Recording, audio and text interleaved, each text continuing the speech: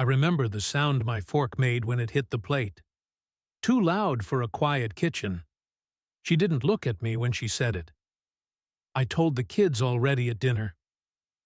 The words just sat there between us, heavier than anything else in the room.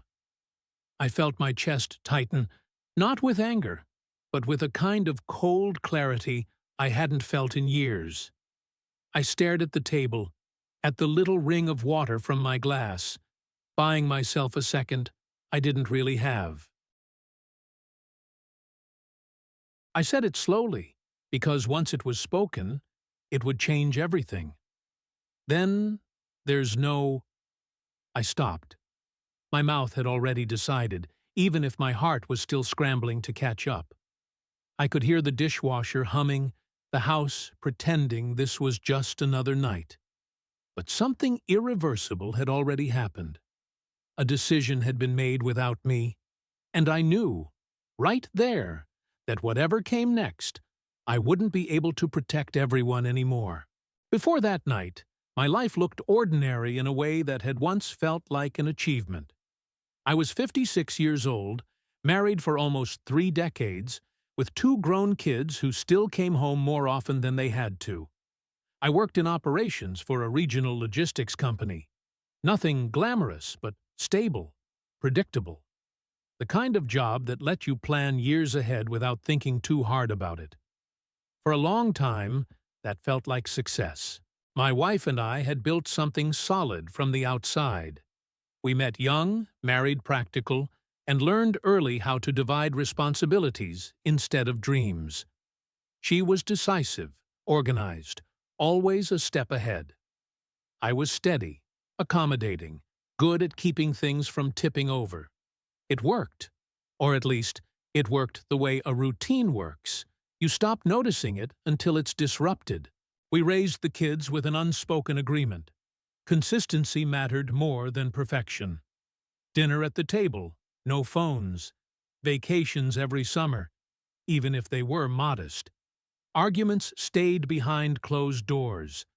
I believed, genuinely, that shielding them from conflict was part of my responsibility. I see now how naive that was, but at the time it felt like love expressed through restraint. Somewhere along the way, our marriage shifted from partnership to management. Conversations became logistical. Who was picking up groceries? Who was handling tuition? Which weekend worked for whose plans? When we disagreed, we postponed it. Not intentionally at first. It just felt easier to let things settle on their own. And they usually did. Until they didn't. I had started noticing the silence long before that dinner. Not the comfortable kind, but the hollow pauses where something should have been said, and wasn't. She spent more time on her phone, more time out of the house. I told myself it was normal. People change. Long marriages evolve. I'd heard all the phrases and used them myself, offering reassurance to friends who were struggling. I never thought I'd need them. What I didn't admit, even to myself, was that I had been avoiding decisions. There were moments when I felt the ground shifting under us, when something clearly needed to be addressed. Each time, I chose patience over confrontation, stability over truth. I told myself there would be a better time. That urgency was a young man's mistake. By the time that evening came, I had already sensed that something was coming.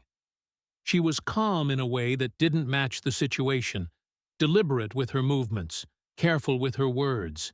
I should have recognized it for what it was. Resolve. Still, I sat down to dinner believing, somehow, that whatever tension existed was still negotiable. I didn't yet understand that time was no longer neutral. That while I had been preserving the shape of our life, she had been preparing to change it. And I certainly didn't realize that a conversation I hadn't been part of would redraw the boundaries of my family before I ever had the chance to speak. It happened the following afternoon, not in a dramatic confrontation, but in a moment so quiet it almost slipped past me. I was standing in the garage, sorting through a box of old cables I should have thrown out years ago, when she stepped in and closed the door behind her. Not hard, just enough to signal that this wasn't a passing comment. She said my name the way people do when they've already rehearsed what comes next. She told me she had made a decision. Not that she was thinking, not that she was unsure. A decision. She explained it carefully, almost gently, as if clarity itself could soften the impact. She had been unhappy for a long time, longer than I realized, longer than she had admitted out loud. She said she needed a different life, one that didn't feel like something she was managing anymore. I listened without interrupting, partly because I didn't know where to cut in, and partly because something in her tone told me interruptions wouldn't change the outcome. She spoke about exhaustion, about feeling invisible inside routines we had perfected, about realizing that staying had started to feel like a kind of dishonesty. Not an affair, not a crisis anyone else could point to. Just a slow erosion that finally reached bedrock. Then she said it, the part that shifted everything from painful to irreversible. She told me she had already talked to the kids. Not in detail, she said, just enough. Enough to prepare them. Enough to make it real. In that moment, I felt something detach inside me. Not anger, not panic. Responsibility. A heavy, unmistakable sense that a line had been crossed without my consent, and that whatever I did next would define more than just the end of a marriage. I realized I wasn't being invited into a discussion. I was being informed of a conclusion. I told her I needed time. She nodded, but there was no urgency in her agreement, which told me everything I needed to know. Time, for her, was already accounted for. When she left the garage, I stayed there, staring at that box of useless cables, understanding for the first time that avoidance doesn't preserve stability. It just delays the moment when you discover how little control you actually have. And by then, the choices left to you are smaller, sharper, and far more consequential than the ones you refused to make earlier. The days that followed felt compressed, like time had lost its depth. Everything still moved forward. Work calls, meals, sleep, but without any real separation between moments. I went through the motions while carrying the weight of what had been set in motion. She acted civil, almost considerate, which somehow made it harder. There was no villainy to react against, just inevitability. The kids called me separately, not to ask questions exactly, more to check the temperature of my voice. I could hear the caution in them, the way they were already adjusting their footing, learning how to stand on ground that had shifted without warning. I told them what I could, without betraying myself or contradicting her. I chose my words carefully, the way I always had. Even then, I could feel the cost of that instinct. Every sentence that avoided truth also avoided relief. At night, she and I shared the same space like distant co-workers. We discussed logistics, who would tell extended family, how long we'd wait before making changes, what temporary might look like. The language was careful, negotiated, but underneath it ran a current of quiet conflict. I wanted acknowledgement that what she'd done, telling the kids without me, had mattered. She wanted momentum. Each time I hesitated, she interpreted it as resistance, as if my need to process was an attempt to undo her resolve. I started replaying years in my head, searching for the exact point where I should have spoken differently, acted sooner, risked more. Memory became a courtroom where I was both defendant and judge. I saw myself choosing calm when confrontation was needed, choosing patience when urgency was already present. Those choices had felt responsible at the time. Now they felt like a slow surrender. The pressure built quietly. Friends noticed something was off. My performance at work slipped in small, deniable ways. I forgot meetings. I reread emails 3 times, and still missed what they were asking. Every part of my life was demanding a decision, but the one that mattered most felt dangerously final. What scared me most wasn't losing her. It was losing my position as a father who could still frame the story with integrity. I could feel the narrative forming without me, shaped by early explanations and partial truths. If I stayed silent much longer, my role would be reduced to reaction, not authorship. One evening, standing alone in the living room, I understood that this couldn't continue. Not like this. Hesitation was no longer neutral. It was choosing a future, by default. Whatever I did next would hurt someone, maybe everyone. But doing nothing was already doing damage. And for the first time, I felt the weight of responsibility shift, not toward preserving the past, but toward deciding what kind of man I would be in the aftermath. The moment came without ceremony. No raised voices, no slammed doors, just a quiet evening when the house felt too small to hold what was left unsaid. She was sitting at the kitchen table again, papers spread out this time, neatly aligned. I recognized the look, not urgency, but completion. She told me she'd found an apartment.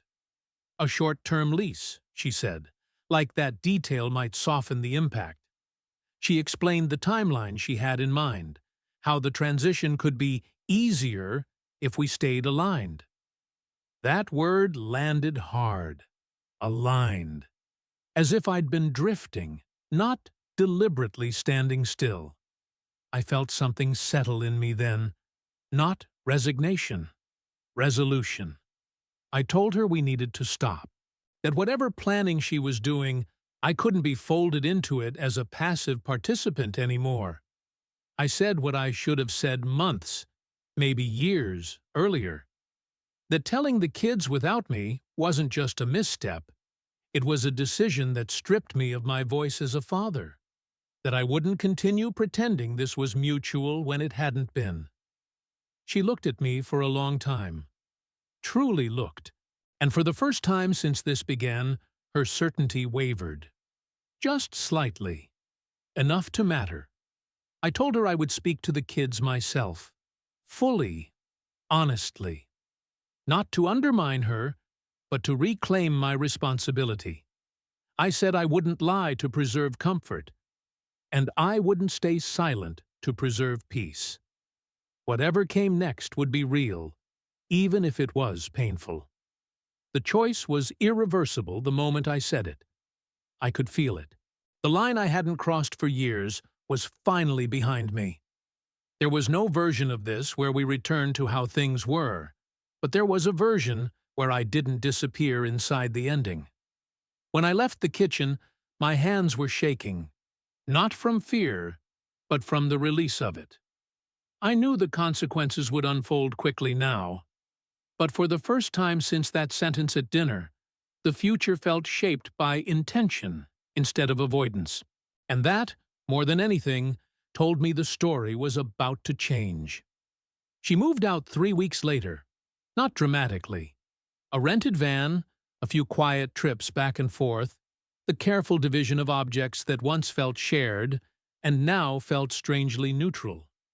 I stayed in the house, partly because it made sense, partly because I wasn't ready to abandon the place where so much of my adult life had taken shape. Talking to the kids was harder than I expected, not because of what I had to say, but because of what I couldn't undo. They listened. They asked measured questions. They were kinder to me than I deserved, and more perceptive than I was prepared for. I told them the truth, without assigning blame, though I didn't hide my hurt. I wanted them to see that responsibility and honesty could coexist. That love doesn't vanish just because a marriage ends. After that, things settled into a new rhythm. Not a better one, just different. Silence returned to the house, but this time it wasn't hollow. It was honest. I learned how much noise I'd been using to avoid myself. Work steadied. Sleep came back in pieces. Friends stopped asking careful questions and started having real conversations with me again. My relationship with her became distant, but respectful. We spoke when necessary, and sometimes when we didn't have to. There was grief there, but no longer confusion. I understood now that the marriage hadn't ended because one moment went wrong, but because too many moments went unaddressed. Responsibility isn't just about holding things together. Sometimes it's about recognizing when holding on is no longer the same as being present. I don't see myself as the victim of the story. That would be too easy and too false. I see myself as someone who waited too long to speak, who mistook endurance for wisdom and stability for truth. The consequence wasn't sudden. It was cumulative. What remains is quieter than I imagined, less dramatic, but more real. I show up differently now, with my kids, with myself. I say things sooner. I accept discomfort as information, not a threat. Time feels sharper, more deliberate, no longer something I assume will absorb my hesitation. When I think back to that night at the table, to the sentence she said, and the one I couldn't finish, I don't wish I'd changed her mind. I wish I'd changed myself earlier.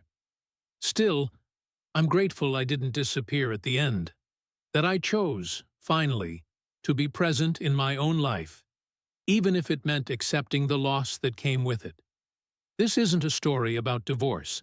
It's a story about recognizing when silence becomes a decision, and deciding, at last, to stop letting it speak for you.